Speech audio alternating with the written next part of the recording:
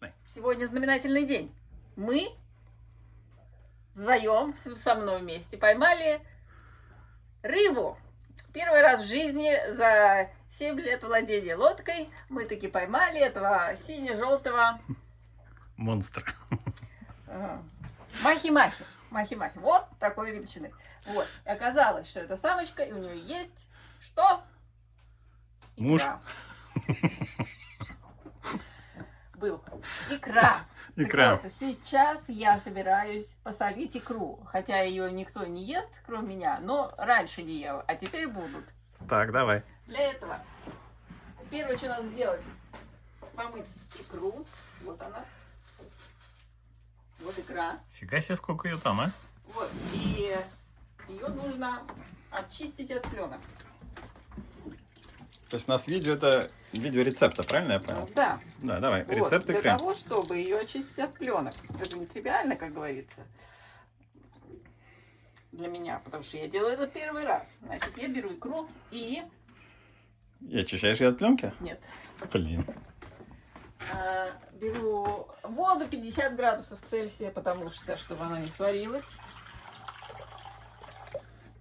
Добавляю туда небольшое количество сольки.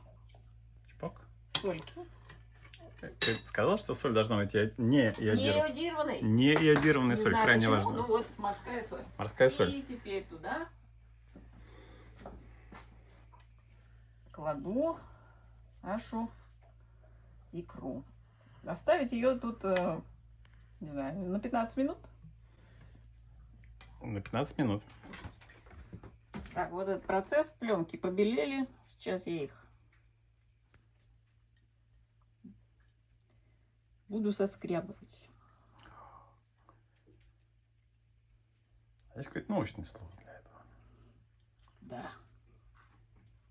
Отделить зерно от плевел.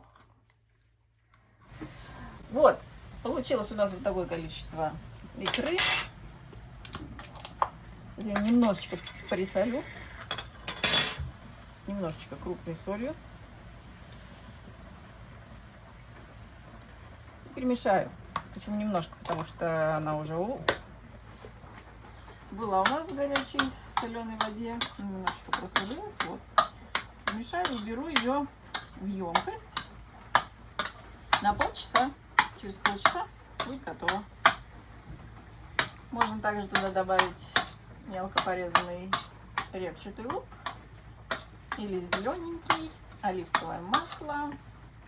И, в общем, под винишко сегодня отлично пойдет. Вот то, что получилось в итоге. Выглядит неплохо. Дай попробуем. Заценим. Можем прям так вот?